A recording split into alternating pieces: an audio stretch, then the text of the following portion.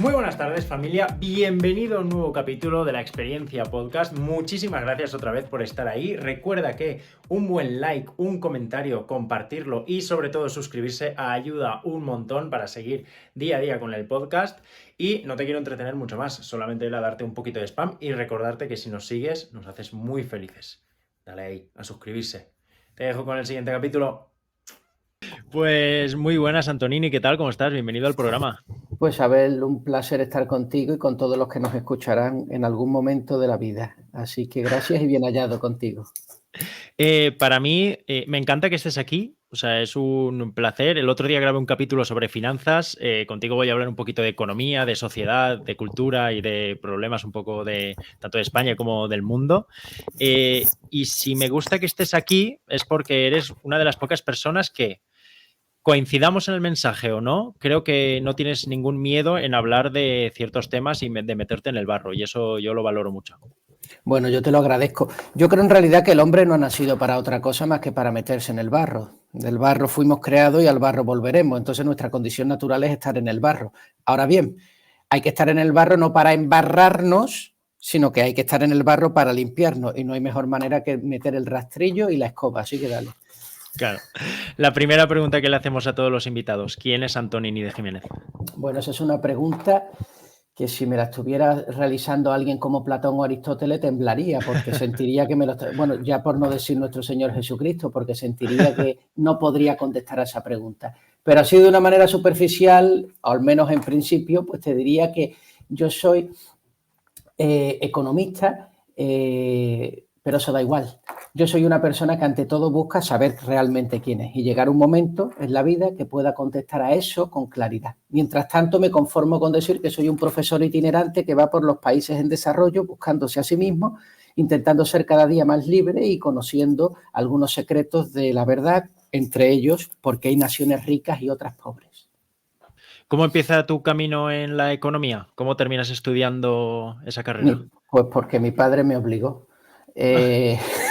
Vaya, así de simple. Así de simple, tenía 17 años, no tenía bien claro lo que quería en la vida y pues lógicamente me vi empujado porque mi padre tenía una cierta preferencia que estudiase. Los padres suelen querer que los hijos hagan lo que ellos no se atrevieron a hacer. De hecho, tenemos hijos para hacer en los hijos lo que no hacemos en nosotros, Claro. ¿verdad? Y eso pues imagino que a mi padre le ocurrió de la misma manera. De todas formas, ya les digo, aquellos que se hayan visto interpelados por esto mismo que a mí, que no se preocupen, que tengan esperanza. Luego, la cuestión es tirar a alta mar, ¿no? El barco. Y una vez que está allí, ya poco a poco irás haciéndote tú dueño de tu propia vida. Y fíjate, hoy acabo hablando de cosas más relacionadas con la filosofía que estrictamente con la economía. Salió el Antonini que estaba dentro. Claro. Cuando estudiaste economía, ¿te fueron cambiando tus ideas sobre el mundo, sobre la sociedad, etcétera, para lo que actualmente eres? Sí, al principio, los primeros años en la universidad se me daba fatal, suspendía todas las asignaturas y estudiaba un montón, lo que me generó un profundo complejo de inferioridad. Me creía que era pues tonto, digo, pues es que me mato a estudiar y suspendo todo. Y me di cuenta que estudiaba mal. Me di cuenta que no estudiaba para aprender, estudiaba para que el otro supiese que sabía. Más bien, para que el otro supiese que había sido bueno y había hecho los deberes. Es una manera autoritaria de aprender, la del EGB, en la que yo me instruí. Entonces me di cuenta en Sevilla, yo vengo de un pueblo de la provincia, me di cuenta en realidad que lo primero era pues empezar a demostrar lo que yo era, ¿no? Eso fue ya desde el principio, ¿no? El germen de lo que uno tiene que ser. Entonces ya no valía ser bueno, sino que valía ser auténtico. No valía corresponder con que yo había estudiado, sino cuán de útil era capaz de ser para los demás, en este caso para el profesor al que le demostraba mis conocimientos. Eso fue un pequeño pues, trayecto que poco a poco tuve que ir superando, pero ese quizás fue el primer aprendizaje. O sea, mi primer aprendizaje con 17, 18 años, cuando abandono el pueblo y voy a la ciudad, es darme cuenta que a partir de ahora yo no valgo porque cumplo con las normas, yo valgo porque aporto a ellas algo de utilidad y de valor. A lo mejor en una pequeñísima escala, como puede ser un examen de historia económica, pero bueno, ya ahí tenía yo que demostrarle al profesor no las horas que había estudiado repitiendo citas, sino cuánto había entendido de aquello que había pasado entre horas. Claro. ¿Qué era lo que más odiabas de la universidad? Lo que más odiaba de la universidad, pues no, en realidad no odiaba muchas cosas porque yo pensaba desde ya joven que lo que me iba a dar la capacidad para hacerme libre era saber mucho. Yo había intuido que mientras más leyese, mientras más libros estudiase, más libre iba a ser. Y eso me ocurrió porque mi padre siempre había tenido una biblioteca familiar y él se pasaba todo el día trabajando, entonces nunca lo veía. Y los fines de semana se ponía a leer. Y yo, para congraciarme con su amor, pues lo que hacía era imitarlo y me ponía a leer libros a su lado, suyos, que no entendía ni jota, pero con los que yo pensaba que al ver que estaba a su lado diría, ¡ay, qué niño tan bueno, qué ilustrado es! Y recibía amor. Él, si lo que iba buscando era amor detrás de las páginas del libro. Y eso pues me hizo, por la educación, convertirme en un omnívoro. Lo leí todo durante la época universitaria y Allende y creía que la libertad estaba en la sabiduría y la sabiduría entre las páginas de los libros. Claro. Eso cambió, eso luego cambió, pero bueno, eso ya llegaremos. Claro. ¿Cómo fue el salto? Porque tú ahora mismo eres profesor en Latinoamérica, si no me equivoco. Sí, yo ahora estoy, bueno, precisamente ahora mismo estoy acabando un sabático, 6 meses que me he dado de descanso, me he retirado, porque esto tiene que ver con un proceso de conversión personal que he tenido hace unos años, pero sí, digamos que yo soy profesor en una universidad colombiana. ¿Y cuándo decides irte a Colombia a ejercer allí de profesor? Antes fue la frontera norte mexicana, pero es que antes fue Camboya. Yo me voy a estudiar a Inglaterra y luego vuelvo a España a acabar el doctorado y cuando acabo con 30 años, precisamente ahora van a ser 10 años desde la lectura de mi tesis, en enero del 24, del 14, pues yo me voy a Camboya. ¿Por qué me voy a Camboya? Camboya es un país en desarrollo que es uno de los países donde el sector de las microfinanzas, tema en el que yo me había especializado en el doctorado, pues está en auge. Y porque yo quería entender la pobreza y la riqueza de las naciones y intuía que necesitaba no solo de libros, sino también de experiencia de calle. Conocer al pobre, conocer a aquel al que yo le llamo pobre, o conocer aquello a lo que los libros donde yo había estudiado le llaman pobreza, ver cuánta realidad había de eso y cuánto no. Y eso, les debo de decir a los que nos escucharán, y te lo digo a ti también, Abel, eso ha sido quizás la experiencia más importante que yo he tenido en mi vida, porque eso realmente me hizo persona. Es decir, lo que a mí me hizo persona fue, pues, experimentar, ser un explorador.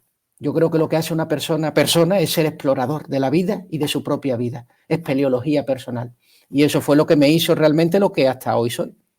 Claro, esa curiosidad, ¿no? Es también la que te hace crecer como persona y hacer que tengas interés por seguir aprendiendo.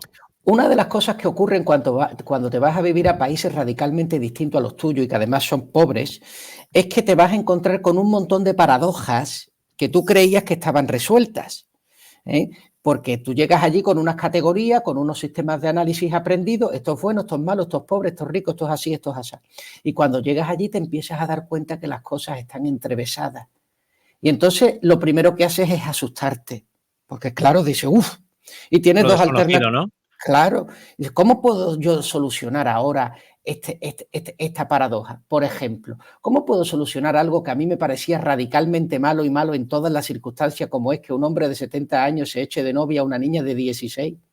Y cuando yo me voy a vivir allí, por ejemplo, empiece a ver la perspectiva de esa niña de 16, de esa familia, y empiecen a ver que hay bondad y que hay dignidad detrás de lo que a mí, desde la perspectiva en que yo la veo, todo era horrendo, todo era horrendo.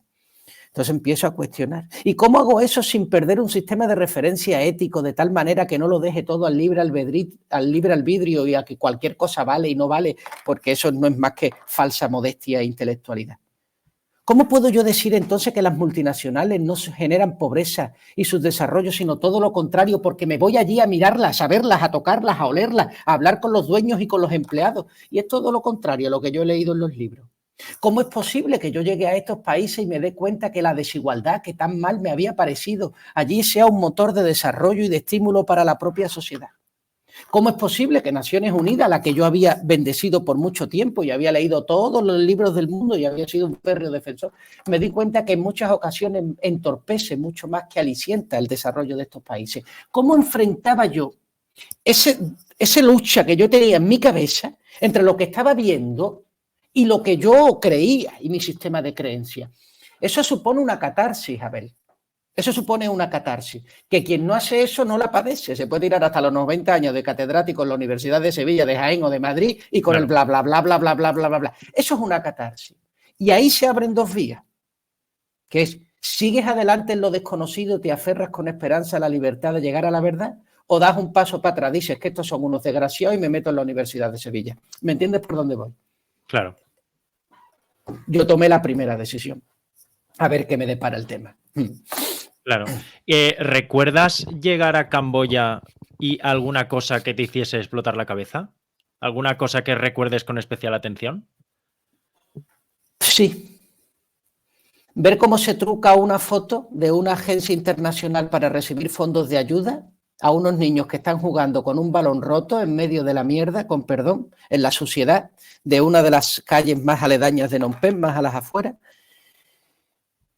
y ver cómo se hace una foto donde a esos niños se les da luego $1 para que finjan y simulen un sentimiento en nosotros que no el que se estaba dando allí. La suciedad era la misma, el balón era el mismo, el escenario era igual, pero la recreación de la foto genera un sentimiento completamente distinto cuando tú lo ves en España al que uno está viendo allí cuando ve a esos niños felices y riéndose y saltando jugando con el balón.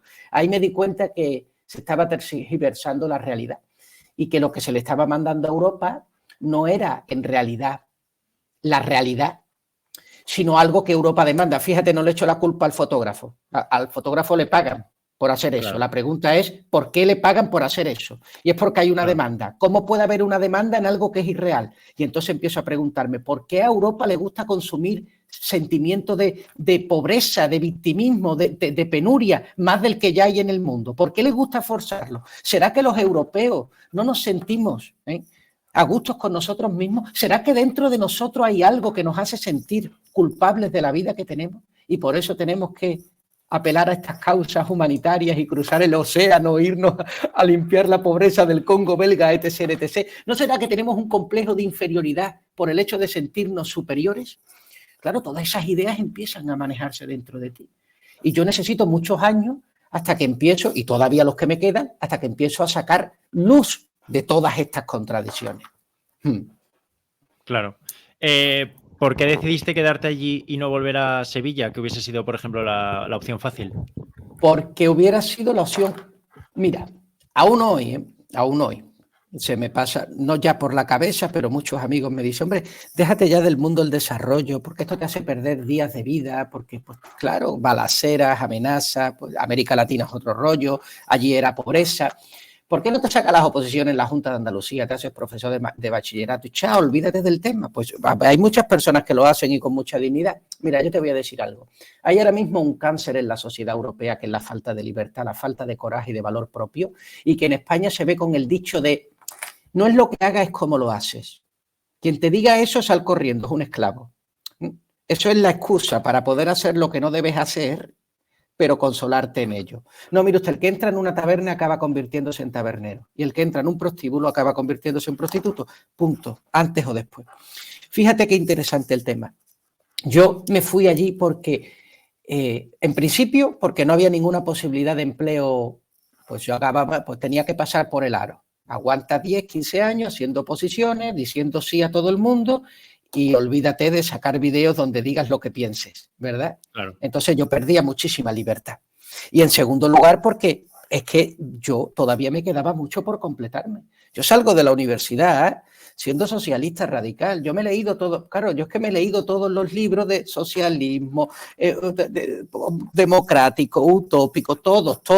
He sido ferviente defensor. Yo me convierto no leyendo otros libros, porque además lo bueno de esto es que cuando una persona es socialista o lo contrario no lee los libros de la oposición porque tiene miedo de que le convenzan. No, porque tiene miedo en realidad de que le convenzan. Eso de que dice yo no leo esta basura, en realidad lo que hay detrás de eso es miedo a que el otro te convenza, porque hay gente muy buena y muy inteligente en el otro lado que sacan argumentos que son muy profundos. Ese es el problema. A mí lo que me cambió fue la realidad.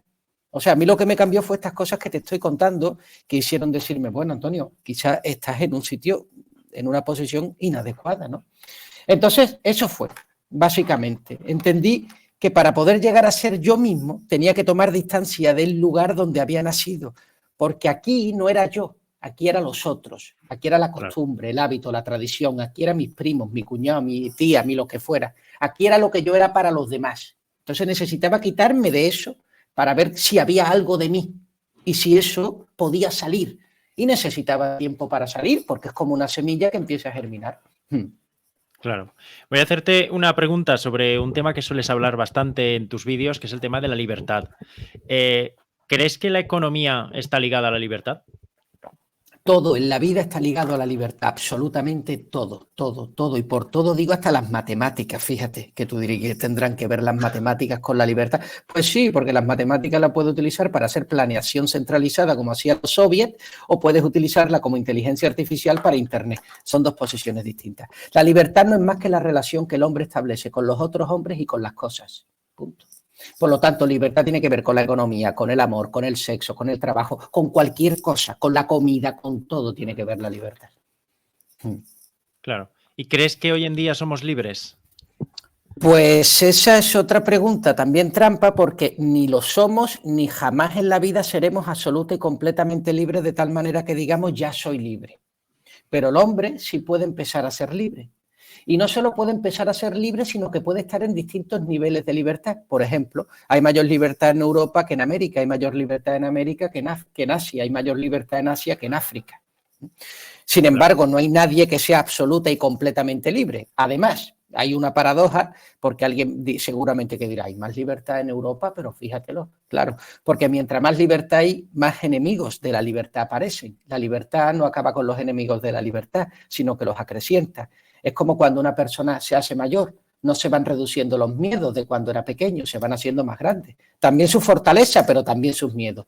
Todo crece con la libertad, todo lo bueno y todo lo malo. Claro. ¿Cómo ves tú hoy en día la sociedad? Si tenemos en cuenta, pues, redes sociales, que hoy en día todo se critica, todo se opina, todo se puede cancelar. ¿Cómo ves la sociedad hoy en día? Por lo menos la española, porque claro, tú has vivido fuera y cada sociedad es un mundo.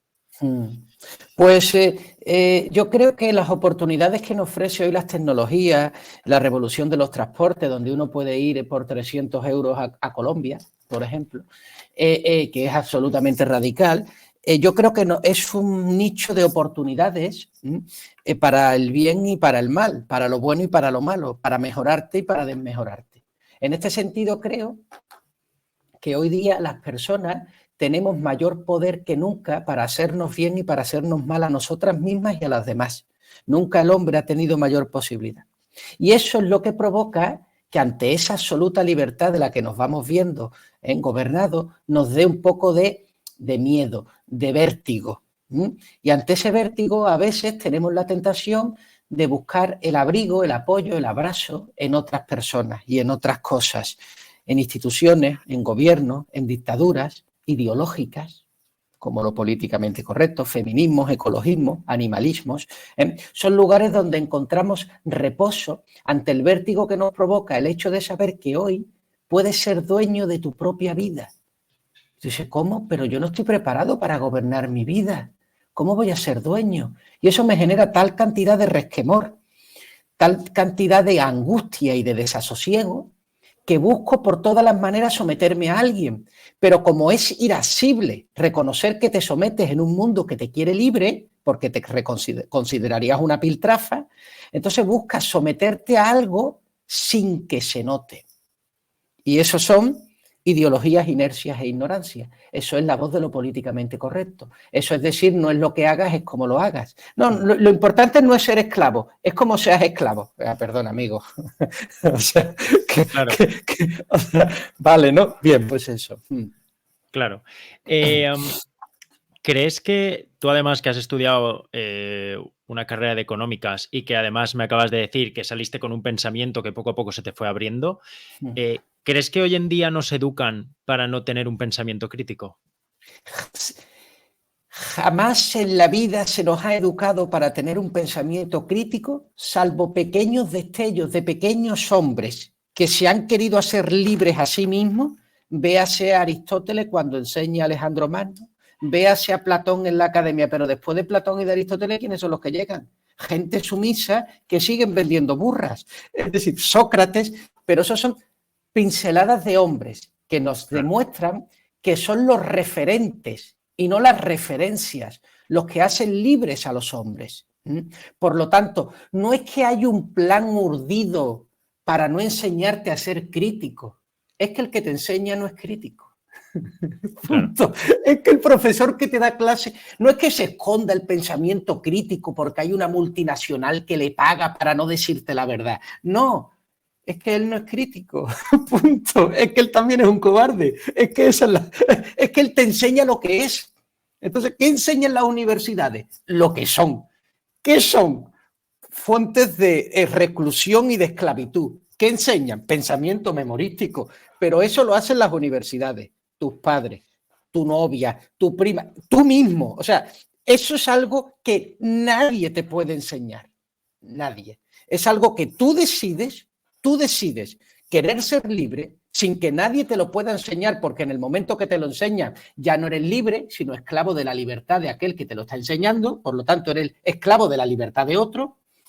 Y claro, pues es una decisión exclusivamente personal. Y desde tu libertad tú puedes servir de luz para otros, pero nunca puedes ser la enseñanza para otros. No, el que hace lo que hago yo no es libre, es esclavo de la libertad de Antonini, punto. Claro. Pero yo lo que le puedo decir es, mira, sé libre por ti mismo y yo te voy a enseñar lo que a mí me ha pasado cuando yo he querido serlo. Por si a ti te pasan estas cosas, que seguramente te pasen porque la naturaleza humana es muy parecida, y bueno, pues tengan más información para tomar las decisiones. Punto. Claro. ¿Te han cancelado a ti alguna vez por querer ser libre, por algún discurso que hayas hecho? Muchas más veces de las que sé. De las que sé. Claro. Porque la gran mayoría de cancelaciones la he sabido en secreto. Oye, ¿tú sabes que me han dicho qué? Oye, ¿tú sabes que por eso tal? Esas son la gran mayoría. Cancelaciones públicas directas, pues en algunos percados que me he metido en Colombia, cuando he criticado, por ejemplo, el gobierno de Petro y el socialismo indigenista que quieren instaurar en el país, enemigos de los indígenas y de la libertad, que es lo mismo prácticamente. No digo los indígenas y la libertad, sino el ser humano que se reviste tras la capa de indígena. Universidades, muchas, todas, mira, me censuran las de izquierda, pero claro, luego me censuran las otras, porque creen que estoy en el otro lado y ven que no, entonces dicen, pero bueno, ¿esto qué es? Y sin embargo, las muy pocas que me quieren muy bien. Y me quieren muy bien no por instituciones, sino por personas, porque me tienen simpatía y porque congracian con este proyecto que yo estoy experimentando en mí mismo. Quiero ser libre con todos los defectos y límites que un ser humano se puede imponer. Quiero saber lo que es la libertad dentro de lo que humanamente yo pueda. Punto. No quiero otra cosa. Quiero eso. Y ver lo que me depara la vida. Pero sí, uno recibe muchísima censura y además no solo de afuera, sino las peores son las que uno se crea a sí mismo. Es decir, no es tanto que me vaya a censurar la universidad, cuanto lo que yo creo que pueden censurarme si digo lo que pienso que tengo que decir, ¿vale? No es cuanto Abel me dice que no diga, es cuanto yo me cohíbo de decir, no sea que Abel deje de llamarme, Claro. ¿vale? Esa es la peor de todas las censuras. Claro. Has dicho una cosa muy interesante, que es que te censuran sitios de izquierdas y sitios de derechas. Sí. Eso Y suele pasar liberales. Y claro, liberales. suele pasar en muchos ignorantes que censuran a gente. Y quería preguntarte, ¿crees que existe hoy en día la izquierda y la derecha? Sí, sí, y creo que va a seguir existiendo siempre, porque eso que se dice de que no existe, por ejemplo, yo te podría decir citando a Eduardo Galeano, no existen los de derecha ni los de izquierda, sino los que están arriba, los que están abajo. O te podría citar a Frank Hinkelaber, no existe la derecha ni de la izquierda, sino los que miran adelante o miran atrás. Bueno, no, eso es hacia donde deberíamos de ir. Yo considero que hay que mirar hacia adelante o hacia atrás. Uno quiere estar esclavizado o ser libre, porque la libertad es lo que atraviesa todo, la izquierda o la derecha. Pero cuando el hombre rechaza ser libre, se sienta a un lado de la banca o al otro. Es decir, cuando un hombre deja de gobernar su propia vida, busca la mano del otro. ¿Cuál le da? La derecha o la izquierda, pero busca la mano de otro hombre. Claro. Un hombre libre no tiene derecha ni izquierda. Un hombre libre lo único que tiene es el horizonte y la mar hacia adelante, como Cristóbal Colón. Pero un hombre que tiene miedo a ser libre no tiene el horizonte, tiene una mano. ¿Cuál? Bueno, pues la que le da de comer normalmente. Claro. No se deja llevar por principios críticos para ser de derecha o de izquierda. Normalmente no. Claro. Me hace gracia la frase de solo hay gente de arriba y de abajo. No sé exactamente a quién se puede referir con los de abajo, cuando los de izquierda y derecha hoy en día muchas veces las líneas casi se entrejuntan, que pueden ser casi las mismas personas. Sí, bueno, Pablo Iglesias diría que los de arriba son los burgueses y los de abajo son la clase proletaria. Vox diría que los de arriba son pues la clase proletaria y los de abajo la clase burguesa. Yeah. Exactamente. Tienes un vídeo muy interesante en el que comentas que el mérito genera envidia. Sí. ¿Crees que es así? Bueno, no genera envidia. Es que esto es otro tema. Ojalá tuviéramos envidia. Mira, yo creo que una de las cosas por las que odiamos el capitalismo férreamente es porque el capitalismo nos da libertad. ¿Cómo? ¿Cómo puede ser que odiemos algo que parece ser tan bueno? Es que la libertad para un hombre libre es bueno, pero para un hombre que tiene miedo a la libertad es lo peor, es veneno. ¿Por qué? Porque, claro, la libertad es el reflejo que pone sobre su cara la mediocridad de la vida en la que han instalado. Entonces, nosotros envidiamos cuando queremos lo que el otro tiene. Yo quiero tu carro, tu casa, tu lo que sea. Pero el español no envidia. El español no quiere lo que tú tienes. El español lo que quiere es que tú no lo tengas. ¿Por qué? Porque cuando tú dirás, ¿y qué más da? Pues tú a lo tuyo. No.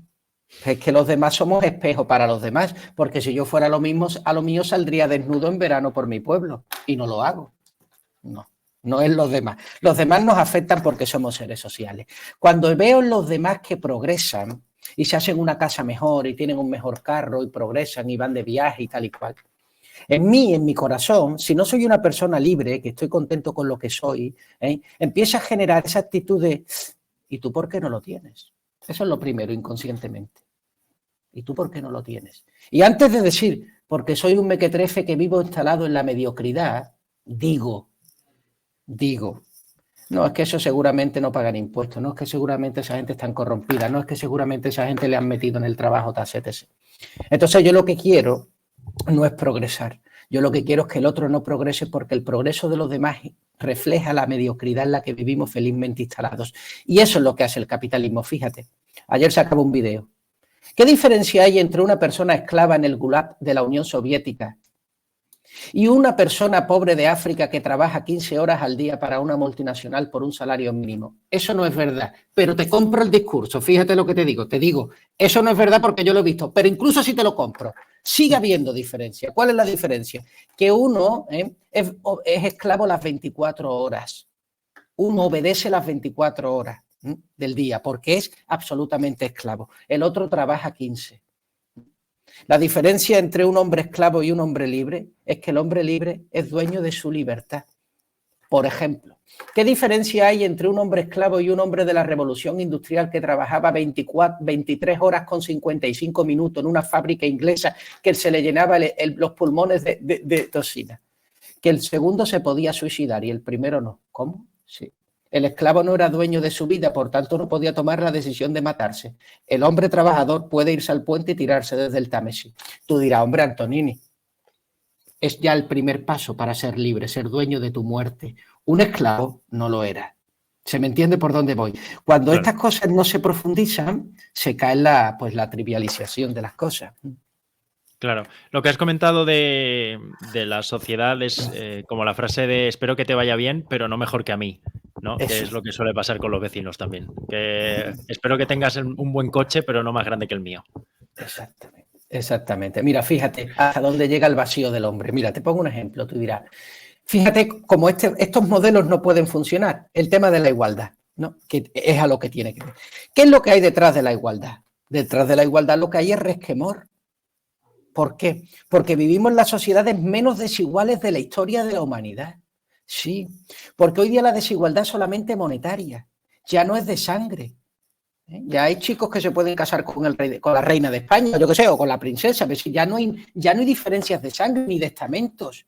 Una persona pobre puede llegar a ser director del banco. Dice, suele ser una así, como suele ser uno la que decide ser libre. Ya es que la gente, pero eso no quiere decir que tú no puedas. Lo que pasa es que la gran mayoría se empeña y se justifican en el rebaño y en la mediocridad. Pero mira hacia arriba, verás cómo también llegarás. Llegarás a ser lo mejor que eres. Ahora bien, esto de la igualdad. Fíjate, tú dices, es que, claro, tú naciste en España, pero si hubieras nacido en Colombia, ya, pero yo como español diré, ya, pero tú naciste en Inglaterra. No en España. El inglés dirá, sí, pero tú naciste en Londres. El que nació en Londres dirá, sí, pero tú naciste en la zona 1 y yo en la zona 5. El que nació en la zona 1 dirá, sí, pero tú en la City y yo en las afueras. El que nació en la City dirá, sí, pero yo en la acera de la derecha, donde están los ricos, tú en la de los tal. El que nació en la acera de la derecha dirá, sí, pero mi vecino toca reggaetón y afecta mis horas de estudio, el otro no. El que nace con el vecino que no toca reggaetón dirá, sí, pero me tocó el marido borracho. ¿Cuándo se acaba de justificar? ¿Dónde acaba? ¿Dónde empieza a decir, bueno, ¿será que yo me tengo que poner? ¿Dónde? ¿Cuándo? ¿Cuándo? Nunca. Nunca. Claro. Y es autodestructivo. Es un pensamiento, por eso digo, el pensamiento socialista es un pensamiento absolutamente destructivo porque busca convertirte a ti mismo en la víctima de tu propio enemigo. Te hace víctima y enemigo de ti mismo. Claro. Enlazando con otro vídeo, además que también tienes, bueno, un vídeo lo he visto en un escrito que tienes. ¿Cuáles crees que serían, digamos, los más importantes mitos del capitalismo que nos intentan inculcar? Bueno, hay varios. Uno es precisamente la desigualdad. El capitalismo no incrementa la desigualdad, sino nuestra preocupación por ella, que es cosa distinta. Es verdad que en el capitalismo nos preocupamos más por la desigualdad, pero curiosamente es cuando menos desigualdad ha habido en la historia de la humanidad. Esto es algo normal en la actitud del hombre. El hombre suele preocuparse de las cosas que no son preocupantes por miedo a tener que preocuparse de las que no sabe preocuparse. Por ejemplo, cuando yo era joven, muy joven, en España, cuando el cáncer era una enfermedad terminal, no se le llamaba cáncer, se le llamaba la cosa. ¿Por qué se le llamaba la cosa? La cosa es un concepto indeterminado, porque el hombre no sabía relacionarse con ella. ¿Por qué? Porque si tenías, morías. Hoy, que ha dejado de ser mortal, perdón, es mortal pero no letal, ha dejado de ser letal, ya no se le llama cosa, ahora se le llama cáncer. ¿Por qué? Porque el hombre está en condiciones de relacionarse con ella. Por lo tanto, es curioso que el hombre empiece a ponerle nombre a las cosas cuando es capaz de relacionarse con ellas. Pues con la desigualdad es igual. Nadie hablaba de la desigualdad antes de la revolución industrial porque es que era absolutamente ingobernable. ¿De qué desigualdad iba a hablar entre el emperador de Roma y un súbdito? Claro. La desigualdad era infinita, era colosal, era como la cosa, como el tumor hace 80 años. Sin embargo, hoy que la desigualdad es solo de ingreso, hoy cualquier millonario puede ir vestido como yo o como tú. Va a una universidad parecida a la tuya o a la mía o estudia lo mismo en la tuya que en la mía y su vida cambia poco. Tú estás en la playa y él está en el yate, pero al fin y al cabo estáis en el mismo mar. Es decir, es que cada vez las diferencias son más prosaicas.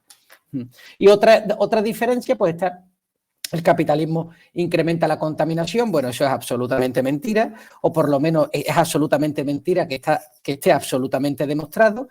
Y no vamos a entrar ahora en hablar de cambio climático y en las estadísticas, aunque podríamos hacerlo. Entonces, ¿por qué nos preocupamos del cambio climático? Bueno, hay una idea que está asociada, que es la idea de que el hombre consume recursos y maltrata a la naturaleza. Pero esa idea no está apoyada por la otra que dice sí, pero el hombre los reproduce por medio de su inteligencia y de su libertad. Cuando el hombre no es capaz de verse a sí mismo como un hombre libre, no se ve con optimismo, sino con pesimismo. Claro, porque ¿qué se puede esperar de alguien que solo cumple? Pues que cumpla. Pero ¿qué se puede esperar de alguien que es libre? Se puede esperar todo, todo. Por eso, cuando un hombre vive en un estado aletargado, como en España, sumiso, no podemos esperar del hombre nada grande. Por lo tanto, lo único que podemos esperar es que consuma y acabe con los recursos, sí, pero la historia nos demuestra, por ejemplo, que en Fantasma Maltusiano no ha llegado a consumirse y que cada vez que el hombre ve que los recursos se van acabando, tira de inteligencia y de capacidad para poder, por medio de la revolución de los transportes o de la técnica, fin a ese tipo de cosas. Además, que en los países ricos el suelo está limpio, en los países pobres no. Y los países ricos son los capitalistas, ¿eh? Así que otra paradoja, los que ensucian son los pobres, no los ricos. Pero esta es otra cosa que, pues, uy, ¿cómo vas a decir eso? Pues es verdad, donde hay una infección en los pies es en Camboya, no en España. Y en Alemania quizás puedas ir descalzo. O sea claro. Que no... Yo creo que lo que hay ahí detrás, Abel, pero esto ya sería profundizar mucho, irseme la cabeza, yo creo que lo que hay detrás del tema del cambio climático es un sentimiento de arrogancia del hombre por sentirse... Mira, cuando el hombre cree en Dios, se siente seguro porque hay un ser superior que lo protege. Pero cuando no cree en Dios, sino solo en su ombligo, eso le da potencia, pero a la vez le genera mucho miedo porque mira por el orbe y por el universo y se da cuenta que está solo, ciego, mudo y sordo, en un mundo que no responde a su llamado.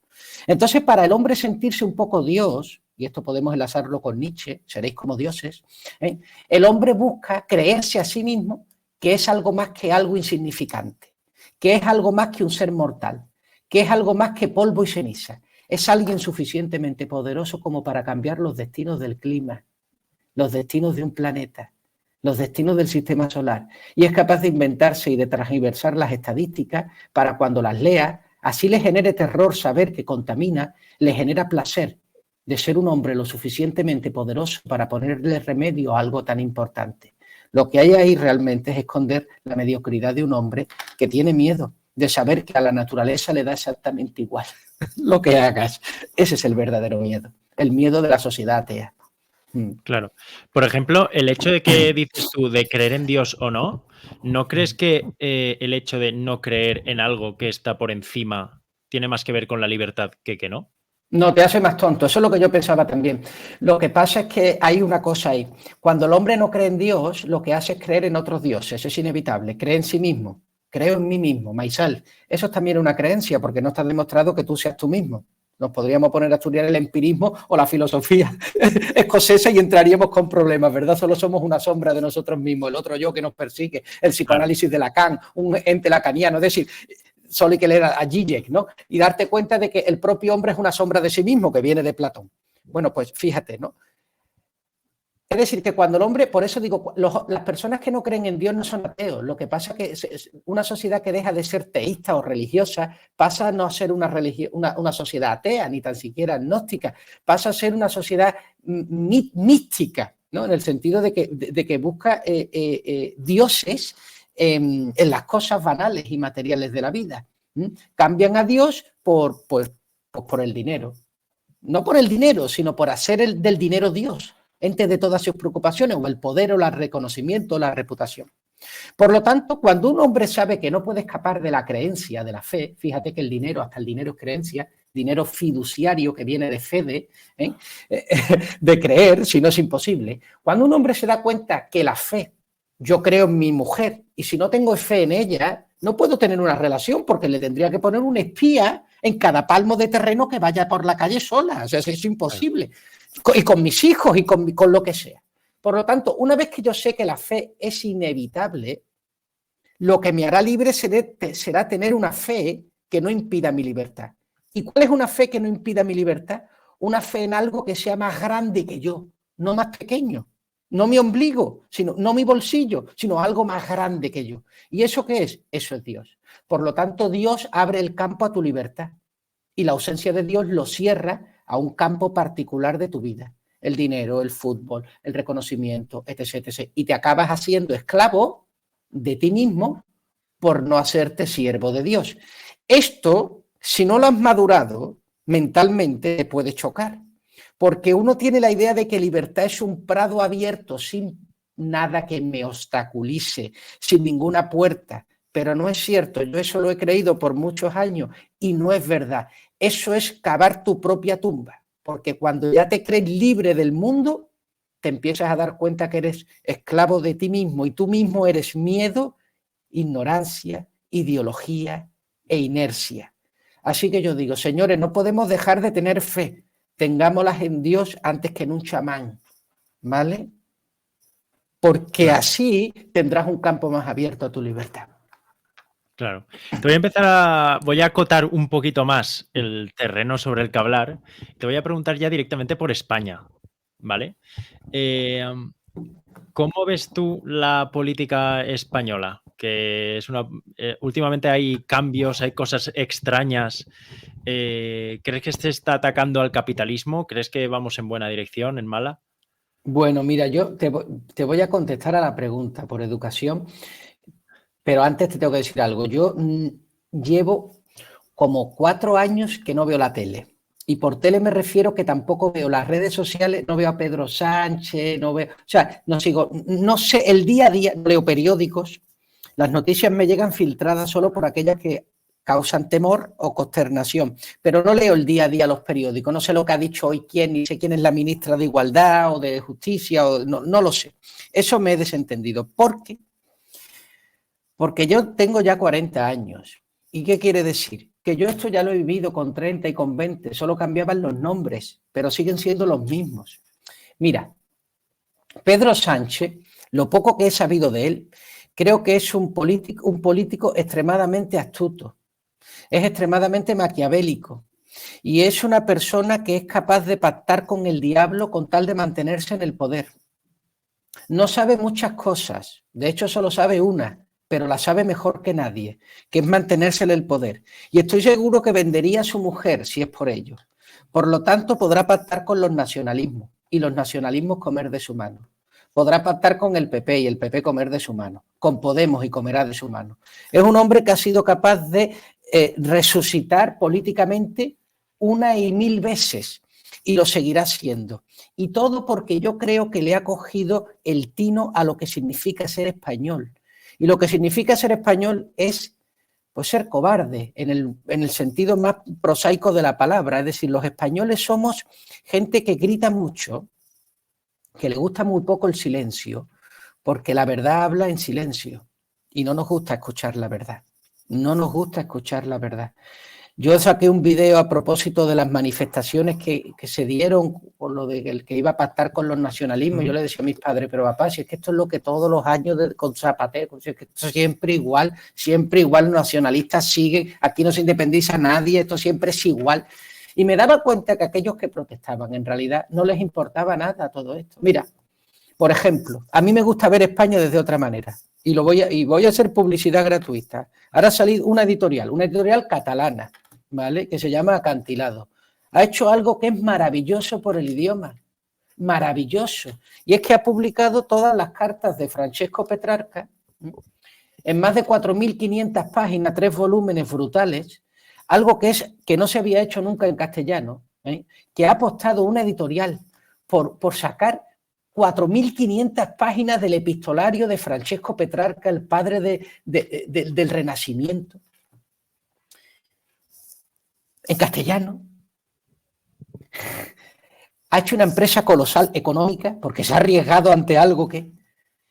Pues yo prefiero ver esa España, ¿me entiendes? Yo prefiero ver a esos españoles. Esos españoles son catalanes, o por lo menos tienen su sede en Barcelona, ¿me entiendes? Pues a mí me parece que en ese sentido hay una Cataluña que hace un trabajo por España que no lo hacen el resto de los españoles. Igual que habrá otra Cataluña que son unos desgraciados. Bueno, muy bien, me parece estupendo. Y que critican a los toros. Bueno, muy bien. Pero, bueno, yo prefiero ver esa otra que me hace mucho más digno. Y pues aquella simplemente considerarla aparte porque, ya sabes, son tertulias de café. Claro. Son tertulias de café.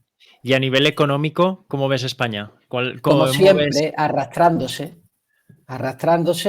favorecida por el privilegio de formar parte de la Unión Europea, de recibir fondos y subvenciones de la Unión Europea que nos hace vivir en una altura y en un bienestar material superior a nuestros niveles de productividad. Por lo tanto, hay un falso engaño en lo que vemos en la calle, en la calidad de nuestros servicios públicos y de nuestras instituciones, porque no reflejan la fuerza y la productividad económica del español. Eso genera un efecto perverso en nosotros mismos que nos hace ser indolentes, porque si nosotros tenemos algo superior a aquello que nos hemos merecido, nos ocurre como el niño caprichoso que recibe las cosas solo porque no quiere su padre escuchar sus gritos. Entonces se da cuenta que su factor estratégico, que su ventaja competitiva no es producir más, sino quejarse mejor. Y entonces convierte su vida en una queja. Se queja a la Unión Europea para que le dé fondo y, claro, haciéndose un experto de quejarse, se acaba quejando de todo, se hace víctima de cualquier cosa y se queja ya con su madre, con su hermano, con su primo, con el perro, con la tortuga, etc., etc., etc.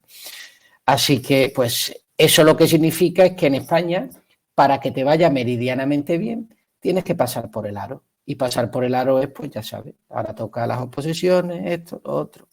¿Qué hay de lo mío, no? Claro. ¿Qué hay de lo mío? ¿Por qué crees que el sistema de empleo en España no funciona? ¿Por qué no se crea empleo? ¿Por qué siempre vamos a peor? Porque los españoles somos unos cobardes y enemigos de la libertad. Y por españoles hablo los trabajadores y los propios empresarios. Es mentira que las instituciones y las políticas económicas generan empleo. Sí lo pueden destruir, pero incluso les cuesta trabajo destruirlo. O sea, un gobierno malo, si tiene una sociedad que es productiva, es muy difícil que pueda acabar con eso. Es decir, es realmente difícil. Tendría que sacar el ejército a la calle y tirotear a los empresarios y a los trabajadores para que el país se viniera abajo. En realidad, si una sociedad tiene realmente ese espíritu de querer progresar, de querer salir adelante, no ganar más dinero, esa es la consecuencia, sino el hecho de decir, yo quiero una mejor vida, yo no quiero conformarme con lo que tengo, yo quiero prosperar, yo quiero saber qué hay detrás de esto que tengo, quiero tocar otros palos, dejar este empleo e irme a otro, ser una persona flexible, abierta a los cambios, no ser miedosa en la incertidumbre, sino arriesgada, pues España iría como un tiro. Da igual que esté el PSOE, es que da igual, iría como un tiro. Te digo por qué da igual, porque tú imagínate que yo mañana digo, a partir de ahora no se van a pagar impuestos. España no va a salir adelante. Lo he criticado en Argentina con lo de Milei. Y he dicho, ¿vosotros creéis que porque dolaricen la moneda y acaben con el Banco Central y lleven a cabo unas políticas macroeconómicas de austeridad, Argentina se va a desarrollar? El único problema que tiene Argentina es con los argentinos. Punto. Con su forma de enfrentar la vida. Pues lo mismo nos pasa a nosotros. Entonces no hay ninguna manera. O sea, no hay. Las épocas que España ha tenido bonanza económica, podemos decir la última que tuvo fuerte, de bonanza económica fuerte, que fue con el ministro Rato, con el gobierno de Aznar, fue una burbuja financiera, fue una burbuja inmobiliaria. Son burbujas. España progresa por medio de la especulación, que no es progreso, es simplemente el ansia de acumulación instantánea y momentánea en un periodo de tiempo que explota. Claro. Pero no tiene otro. Así que es culpa de nuestra mediocridad, de la mediocridad en la que andamos felizmente instalados. Si yo cuando acabo la carrera universitaria lo primero que digo es, tengo que sacarme unas oposiciones, que no es el problema las oposiciones, fíjate lo que te digo, porque es que hay funcionarios en el mundo y son necesarios. El problema en España no son los funcionarios, es el espíritu funcionarial que se ha intrometido tanto en los funcionarios como en los empresarios, como en los estudiantes, como en los profesores, como en los padres de familia. Es decir, ese espíritu de mis 8 horas, yo me he sentado, hasta mañana, mi arma. Eso es el problema, el espíritu funcionarial es el que realmente nos tiene en la indolencia. El funcionario en sí, no, pero claro, si tú tienes una sociedad que promociona el funcionariado como única salida profesional, pues es que estás torturando las actitudes, los valores, las prioridades de los españoles y les hace que piensen como funcionarios. Pero te digo una cosa, mientras peor va una sociedad, más esperanza hay en que salgan personas que pongan fin a ese tipo de cosas. Porque esto es como una olla que va a bullir. Cuando está a punto de explotar, explota. Claro, cuanto más fuerzas es más probable que alguna cabeza salga. Es que es inevitable, Claro. Hay gente que dicen, hasta aquí llegué, llegué. A mí me chocó muchísimo que hace poco en TikTok, no sé si a lo mejor a ti también te habrá salido, un anuncio que hacían, no sabría decirte para qué, no sé si era para Hacienda, creo, para inspector de Hacienda, gente de Hacienda, no sé exactamente qué era, pero hacían un anuncio, entiendo que hecho por el gobierno, en el que las primeras palabras que te salían en este anuncio en TikTok eran: ¿quieres un trabajo para toda la vida? O sea, ese era el primer anuncio que te hacía el gobierno sobre unas oposiciones. A mí eso ya me dijo, o sea, me parece increíble. O sea, porque yo entiendo que es una parte muy importante de ser funcionario, pero lo veo como ponlo al último, ¿no? O sea, y además tienes un trabajo para toda la vida, pero promociona el querer ser funcionario por otras cosas, ¿no? Porque además directamente para el Estado. Es como que necesitas o quieres mejorarlo. Claro, fíjate que el precio que se está pagando por un trabajo de por vida es que tú dejes de tener una vida y tu vida sea el trabajo de esa vida. Es decir, yo siempre digo, no hay nada gratuito en economía y donde no hay precio, tú eres ese precio. Allí donde digan, eso es gratis, quiere decir que el pago es tu voluntad. Sí, lo que usted mande. Es el yugo. Punto, no hay otra. Entonces, cuando dicen quieres un trabajo para toda la vida, lo que se está promocionando en la persona son una serie de actitudes que entren en coherencia con no perder el trabajo de toda la vida. Pues es evidente que de ahí solo puede salir un cobarde, un sumiso. De ahí solo puede salir, fíjate lo que te digo, si nosotros lleváramos esa lógica al extremo, que aún no ha llegado, pero podría llegar, nosotros nos convertiríamos en lo que yo llamo el síndrome del mando intermedio. ¿Qué es el síndrome del mando intermedio? Cuando yo estuve en Camboya, entendí una cosa que también me costó tiempo madurar y que yo sé que muchas personas ahora cuando lo digo se van a escandalizar. Estudié la época de Pol Pot, el magnicidio de Pol Pot de los Jemeres Rojos. Y vi entrevistas y libros. Y entonces entendí una cosa, y es que el síndrome de mando intermedio que se genera en el espíritu funcionarial es que los funcionarios suelen ser más radicales que el propio Estado en el cumplimiento de las normas, que el propio jefe, solo para que el jefe no sospeche que él lo pueda estar traicionando. ¿Por qué los mandos intermedios del régimen nazi eran más crueles que el propio Hitler o que el propio general? Porque querían demostrarse a ellos que eran buenos. Cuando yo vivía en la frontera norte mexicana, para pasar a Estados Unidos, los policías gringos eran de origen latino para hablar en español con los inmigrantes. Eran absolutamente radicales y despiadados en su trato. Y sin embargo, cuando el policía era rubio y venía de Kentucky, era dulce y apaciguado. ¿Qué diferencia había? Que el latino agringado tenía que demostrarse a sí mismo y a los demás que así tuviera el color de la piel negra, que hablara un inglés chapurrero, era más gringo que ninguno en el cumplimiento celoso de las normas. Se tatuaban la bandera de Estados Unidos para que no quedara dudas en que su color de su piel no los traicionaba. Eso es el síndrome del mando intermedio. Por eso las dictaduras acaban siendo más crueles de lo que lo imaginaban los propios líderes. Porque sus subordinados, por miedo a verse desterrados por el líder, son más radicales en la aplicación de las normas del líder. Y eso es lo que le permitió a Pol Pot acabar con 4 millones de personas. Él decía, pero esto se fue de las manos. Claro, se fue al síndrome del mando intermedio. Y el síndrome del mando intermedio es eso. ¿Por qué Pedro Sánchez puede hacer lo que le da la gana así sin decirlo? Porque tiene a 5 millones de españoles con el síndrome del mando intermedio. No hablan, no se mueven, no pestañean, no sea que en algún momento los puedan sacar. Claro. Eso es lo que hay. Claro. Antes de pasar a la última parte del podcast ya, quiero preguntarte por una figura que me has comentado antes, que está siendo bastante popular hoy en día, que es Javier Milei. ¿Qué opinas de él? Bueno, yo de Javier Milei tengo varios vídeos contradictorios, porque hay vídeos donde yo lo apoyo y vídeos donde lo critico. Vamos a ver, yo estoy en contra del concepto de libertad que maneja Javier Milei, porque su concepto de libertad es un concepto, a mi juicio, inocente, superficial. Ese de libertad es hacer lo que te dé la gana, mientras que lo que te dé la gana no vaya contra las ganas de los demás por hacer lo que a ellos les den la gana. Eso es muy superficial. En algún otro momento podremos hablarlo, aunque tengo escrito sobre por qué lo es. Pero hay una cosa que me gusta de él.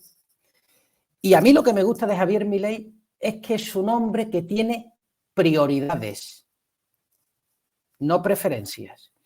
Es un hombre que tiene principios, no emergencias. Es decir, es un hombre que sabe a lo que va y que no se vende y que va hasta el final. Y que su intención, así luego salga o no salga adelante, es ir hacia algo que está más allá de lo que le provee la propia sociedad. Es un hombre que busca ser libre y yo no soy nadie para recriminarle en qué nivel de libertad está o no está. Yo con un hombre así me voy de paseo. Con un hombre así esté absolutamente en contra de todas sus medidas económicas o del 80%, yo con ese hombre estoy. Como podría estar con una persona socialista que está saliendo de su socialismo, aún no lo sepa, porque va caminando en libertad. pero no podría estar con un liberal de cartón que habla de la libertad para esconder realmente lo reprimido que tiene su corazón socialista. ¿Tú me entiendes por dónde voy? Claro. Ya. O sea, a mí me interesa la libertad, a mí no me interesa cómo pinte. Quiero un hombre que aspiras, porque además da igual en la altura en la que estés en la libertad, más alto, más bajo, porque la luz que irradia es la misma, es la de la libertad. Entonces, así esa persona todavía esté luchando contra el paradigma marxista y yo diga, yo estaba así cuando tenía 25 años, no importa. O sea, su dignidad es exactamente la misma que la que pueda tener uno de 60 años que está luchando contra, yo qué sé, contra el gobierno que quiere oprimirlo en Cuba. Así uno parezca mucho más desbordante y parezca uno mucho más rimbombante, la dignidad de esos dos hombres, una en su habitación luchando contra la ideología dominante que ha modelado sus estudios y otro luchando en la calle partiéndose la cara contra los enemigos de la libertad, la dignidad es la misma. Solo es cuestión de tiempo que el otro llegue ahí. Es solo tiempo. La dignidad ya es la misma. Yo en esos dos hombres encuentro mi admiración y mi regocijo. Claro, exactamente. Tengo preparadas las 4 preguntas cortas que suelo hacer en todos los capítulos.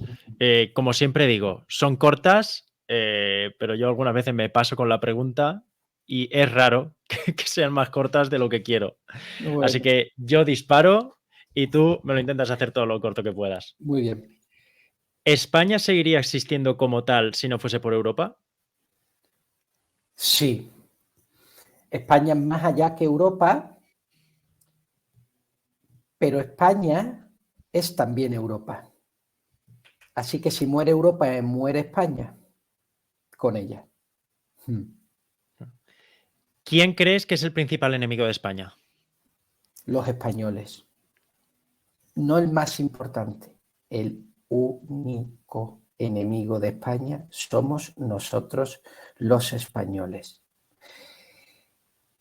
Y no es fácil aceptar esto, pero es liberador cuando lo sabes. Somos nosotros, cada uno de nosotros.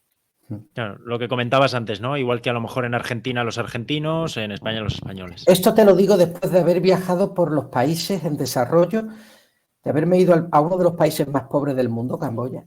Después de haber estado en uno de los países, quizás la ciudad más peligrosa de América, en la frontera norte, en Nuevo Laredo, y más desigual, porque en el país más violento es donde vivo, que es Colombia. Entonces, violencia, pobreza y desigualdad, sí, somos nosotros. Claro.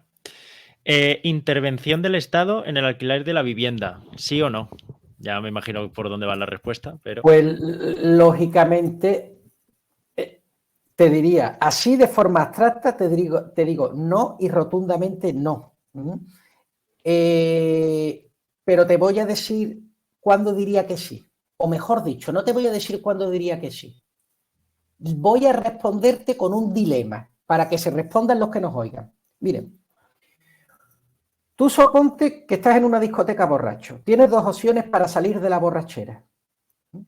La primera, irte a casa a dormir y aguantar el guayabo el día siguiente, la resaca el día siguiente. Eso es duro, ya sabes, mareos, vómitos, el tema, ¿no? Eso sería la no intervención, la libertad, no intervenir.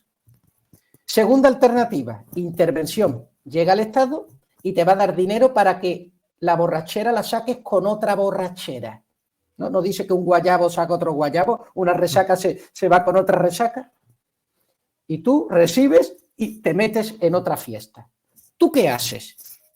Pues en función de lo que hagas, estás en un sitio o en otro. Y vas a estar en un sitio o en otro en función de la dignidad que le tengas a tu propia persona, de la confianza que le tengas a ti mismo, de la capacidad que tengas para soportar el dolor y las dificultades. Pero si yo cojo un enclencle y le digo no subvención de alquiler, me va a decir, ¿y dónde voy a dormir? Y no sé cuánto, y que el dinero no me llega, bla, bla, bla. Dame dinero para otro guayabo. Pero si yo cojo a una persona en libertad que tiene esperanza en sí misma, que es optimista y que se reconoce a sí misma como un ente de valor, tú dices, tranquilo, que esto lo sacamos para adelante, tira. Aguantamos el guayabo, que yo quiero salir limpio de esto. Pues tú me dirás, ¿qué gana la persona que te da dinero para que salgas de la borrachera con otra? tu voluntad, porque cuando se te acabe el dinero volverás a él, ¿verdad? A pedírselo. Y él te dirá, ven, ven, ven, que ya sé cuánto vale el precio de tu voluntad. Te voy a dar dinero, pero recuerda luego ir a fregar a casa de mi madre. Te voy a dar, pero recuerda que vas, ¿vale? ¿Me entiendes, no? Decide. Claro. Yo, desde luego, ya sabes cuál decidiría, ¿no? Absolutamente no ayuda al alquiler del Estado. No. Claro. Y para romper así un poco también el hielo de todos los temas serios que hemos hablado, etcétera, como profesor de universidad, ¿alguna anécdota que tengas como profe, así gracioso que guardes con cariño? A ver, anécdotas que guardo con cariño. Bueno, pues claro, guardo muchas y porque en cada país uno tiene cosas muy distintas, ¿no? Por ejemplo, una cosa muy bella que me ocurrió con un joven que vive en la zona más pobre de Colombia, en la zona del Pacífico, bueno, en Buenaventura, en la zona más pobre del país, negra. Y este chico viene a una clase y me escucha hablar de la libertad y me levanta la mano y me dice: Antonini, todo eso que tú dices está muy bien, pero ¿cómo puedo hablar de libertad en una ciudad como la mía, donde yo solo tengo 3 horas de agua corriente diarias, amén de todo lo demás? Entonces, claro, yo lo miré y yo dije, ¿no te basta con todas las restricciones, dificultades y jodimientos de tu vida, que has nacido en un lugar horrible, para que encima te quites la única fuente de dignidad que no depende del Estado ni del país donde has nacido, sino que está dentro de ti, que es el amor propio y las ganas por ser libre? Le vas a dar al lugar de donde estás la única cosa que tiene valor en tu vida y que nadie te la puede arrebatar.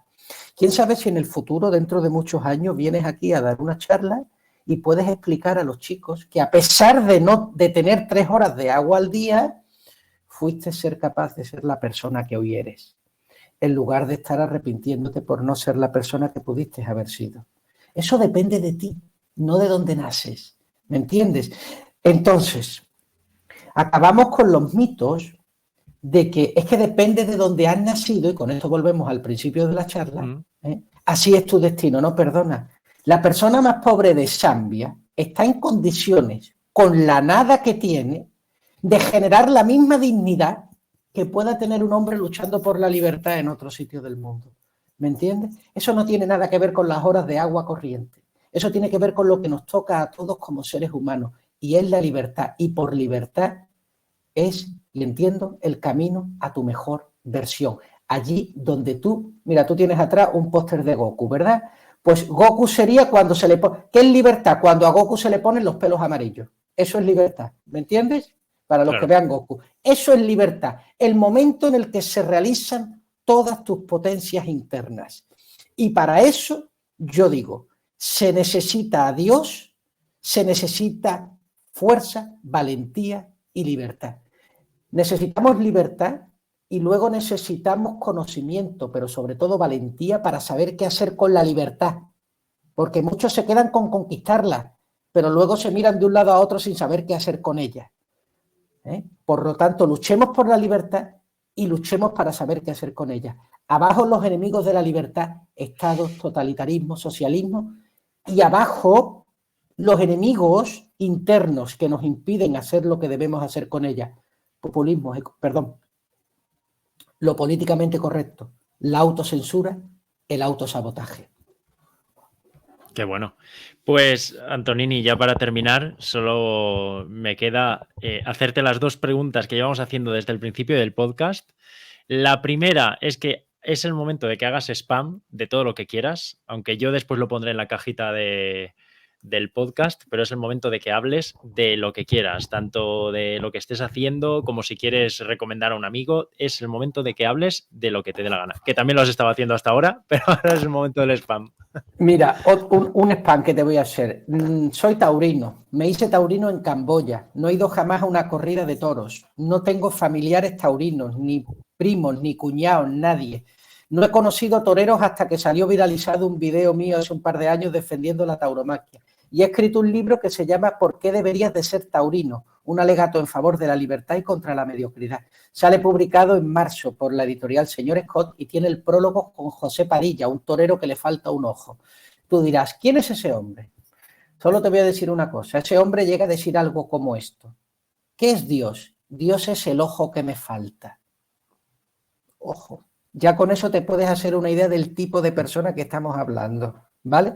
Bien, pues en ese libro cortito lo que hablo es cómo alguien tan alejado de la tauromaquia como yo y como el 99,9% de los españoles, me acerqué a ella. ¿Qué fue lo que me llevó a ella y por qué hoy la defiendo? Eso va a salir en marzo, así que pues esto es una primicia que le estoy dando, aunque ya hemos sacado la portada, pero no las fechas. Pues la idea es estar en este verano haciendo un pequeño recorrido de promoción de por qué deberías de ser taurino. Pero el taurino me da igual en realidad. Lo importante es por qué deberías de ser libre y cómo la tauromaquia ayuda y empuja a la libertad. Eso es una cosa fantástica. Fíjate, otra cosa. Las dos personas, los dos tipos de personas que me encanta estar rodeado de ellas y que he llenado mi WhatsApp. Mi WhatsApp, ¿cuáles son los contactos de mi WhatsApp? Toreros y curas. Toreros y curas, claro, tú imagínate la combinación, ¿verdad? Pero yo que he tenido en mi WhatsApp todo lo demás. No es que sean las personas más dignas del mundo, porque son personas, es que aspiran a serlo como nadie lo aspira en el mundo. Es decir, lo que me enamora de ellos no es lo que son, que también en muchos casos, lo que más me enamora de ellos es lo que quieren ser. Eso es lo que más me enamora de ellos. Unos y los otros quieren ser inmortales, unos sirviéndose del miedo a morir a través del toro, enfrentando con ello la valentía, y los otros renunciando a los bienes materiales con mejor o menor gracia y poniéndose en manos de Dios, es decir, en una humillación liberadora. Esos son los dos personajes, y por eso yo digo que hoy los dos enemigos de las sociedades no libres, esclavas, ¿cuáles son los enemigos de los españoles? Los toreros y los curas. Pues hazte una pregunta. Cuando una sociedad que va tan mal como España, pregúntate a quién odia y aférrate a ellos. Si la sociedad fuera muy bien, si estuviera llena de Aquiles, de Héctor, de héroes, si esto fuera maravilloso, hombre, pégate a sus ídolos. Pero una sociedad como la española que busca hacerse funcionaria, pégate a sus enemigos, porque esos son los verdaderos amigos. Ya solo con eso sería suficiente, no para que creas lo que yo te digo, sino para sembrar en ti la semilla de la duda y ponerte a raspar, a meter el dedo, a ver esto qué es. Voy a darme la posibilidad de ir a una corrida. Voy a poner en juego esto de la iglesia. Voy a ver qué pasa. Al fin y al cabo, lo único que puedo hacer es confirmarme. En el peor de los casos, por lo tanto, salgo mejor confirmado. Y en el mejor de los casos me hace un hombre nuevo, cosa que no estaría nada mal a tenor de cómo estamos. Pues, up to you, como dicen los americanos. Claro.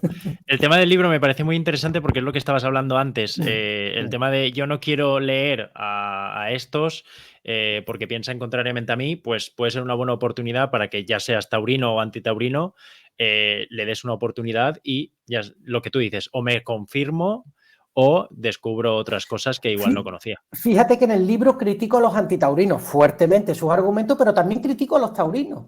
Por ejemplo, yo digo que un taurino que se avergüenza de decir que es taurino en una comida de comunión es un cobarde y que nada le hace a favor a la tauromaquia. Es decir, yo lo que digo es que tú, en el libro, básicamente queda resumido después de eso, es lo importante no es que tú vayas a una corrida de toros, no, da igual. A ver, lo importante es que tú te revistas con los valores de la tauromaquia, con los valores. Alguien dirá, el asesinato, bueno, si tú ves asesinato en la tauromaquia, bueno, hay que empezar entonces, vamos a lesión 1. Te estoy dando la última, ¿vale? Es decir, los valores que son la valentía, que son el arrojo, que son el concepto de la familia, de lo trascendental, que es el hecho de enfrentar la muerte cara a cara y de no tenerle miedo a ello. Eso te abre la vida y los horizontes de una manera completamente radical a como normalmente lo ves. Un torero no es un funcionario, un torero no le ha tenido miedo al COVID, un torero no está casado con una feminista. Esto podríamos sacar. ¿Tú sabes por qué los toreros no están casados con feministas? Porque el feminismo, que yo he sido enemigo, pero en realidad las defiendo. Digo que el feminismo es la reacción de las mujeres ante la falta de hombres. Como no hay hombres de verdad, se hacen feministas. Es como una manera de decir, ya no te necesito y me masculinizo, o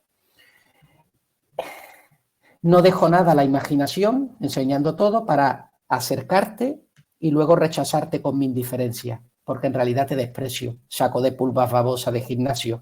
Eso es lo que en el inconsciente se mueve. Sin embargo, una mujer de torero no es feminista. ¿Por qué? Porque tiene un hombre al lado, no tiene odio al género masculino. Entonces es curioso que mientras más desmasculinizada está una sociedad, más feminista se hace. Fíjate a ver la contradicción, que parecería lo contrario, parecería que yo me hago feminista porque la sociedad es cada vez más heteropatriarcal. Eso sería la lógica. Y de ahí, no, es al contrario. Por esa razón no había feminismo en la época de tu abuela, porque tu abuelo era un hombre. Ese es porque tu abuelo era un hombre. Y ahora que los hombres ya no son hombres, sino que son retazos, las mujeres más feministas. Entonces yo digo, el feminismo se irá haciendo más radical conforme los hombres vayan pareciendo cada vez menos hombres. Y por hombre no solo me refiero en el aspecto físico y en la ropa, que ya se ve también con los modernitos como vamos hoy, sino en los valores, en los principios del hombre, en tirar para adelante la familia, en sacar adelante una vida, en no tener miedo, en no desfallecer. Pero ahora yo te pregunto, Abel, con una mentalidad de ¿quieres un trabajo para toda la vida? ¿Qué varonilidad puede quedar detrás? Por lo tanto, un anuncio de eso implícitamente está fomentando el feminismo. Fíjate qué radical, ¿verdad? ¡Wow! O sea, un anuncio que está promocionando ser inspector de Hacienda, diciéndote que vas a tener un trabajo para toda la vida, te está quitando todos los principios varolines, que es al luchar, salir adelante, la heroicidad. Por lo tanto, al hombre lo estás desmasculinizando de lo que significa ser el hombre. La mujer se queda confundida porque no tiene enfrente a una pareja, a un hombre. Ella acaba llevando los pantalones y dice, pues para llevar yo los pantalones no te necesito. Y entonces, o bien me hago hombre, ves a muchas feministas que parecen hombres, se cortan el pelo como un hombre, hablan como un hombre, se masculinizan, o bien lo que hacen es hipersexualizarse. ¿Para qué? Para atraerte y despreciarte. Para atraerte y despreciarte, para sentirse ellas que tienen el control que los hombres han decidido perder. Wow, ¿verdad? Cómo piensa la mente humana. ¿Te has dado cuenta cómo dos cosas pueden estar relacionadas y siendo aparentemente tan incongruentes? ¿Verdad? Un anuncio de publicidad de... Vaya cambio. Pues yo digo, así es como está escrito el libro de la tauromaquia. Yo le pregunto, invito a tus seguidores, ¿os atrevéis a pensar de esta manera? ¿O queréis seguir viviendo en las categorías mentales que os han vendido toda vuestra vida? Bueno, malo, feo, guapo, Sevilla, Betis. ¿Queréis o no queréis? Yo no quiero vivir de otra manera. Claro. Y ya, sí que sí, para terminar, Antonini, ¿a quién te gustaría ver aquí entrevistado en la Experiencia Podcast? Hombre, a mí me gustaría que entrevistaseis, mira, a un sacerdote o a un torero. A Juan José Padilla o a algunos sacerdotes amigos que tengo de referencia que incluso te podría ayudar a conseguirlo, o a otra persona que encarna la libertad. Sí, te la voy a recomendar y te la voy a recomendar muy encarecidamente. Joaquín Campos. Es la única persona que sigo en Twitter. La única. Joaquín Campos. Investígalo. Pon Joaquín Campos en Google. Le dices si te contactas con él que hablas de parte de Antonini de Jiménez, y yo creo que te va a gustar porque esto es un hombre que yo conocí en Camboya, me hice amigo de él en Camboya. En España jamás hubiera podido ser amigo de él porque es todo lo contrario a lo que yo era, todo lo contrario. Es un hombre que es uno de los mejores chefs de cocina del mundo, sin haber estudiado, pero que no ha querido ser chef, lo que ha querido ser escritor. Es escritor de poesía. Y vive en el sudeste asiático, hoy mantenido por la novia. Es todo lo contrario a lo políticamente correcto y es un ser que, como yo digo, son de estas personas que pueden no estar de acuerdo con él en muchas cosas, pero es tan profundamente auténtica y ama tanto la libertad que es imposible que te deje por indiferente. Y por indiferente digo que deje dentro de ti la semilla que te remueva por dentro, que te asuse, que meta el dedo en tu llaga. Es de los que mete el dedo en tu llaga. Si te atreves a entrevistar a Joaquín Campos, bueno, esto ya se desmadra. Así que ánimo. Pues lo investigaré y iré a por él entonces. Muy bien, muy bien. Pues Antonini, un verdadero placer tenerte aquí. Creo que ha sido una charla bastante divertida y sobre todo nutritiva, que es también muy importante, y espero que también te lo hayas pasado bien. Pues yo te lo agradezco enormemente tu tiempo, tu espacio y agradecer a tus seguidores y que sigas así en esa lucha por la libertad, porque Abel, con esto cierro, te digo, en algún momento nos moriremos, esto es evidente, pero no resulta evidente cuando vivimos en el día a día, parece que es una verdad que escondemos con mucha fuerza y lo único que consuela a un hombre, y he visto morir a unos cuantos, en el lecho de muerte, le pille en la cama o le pille en la calle, es saber que si llega ese momento, en ese momento, él estaba haciendo lo que tenía que hacer.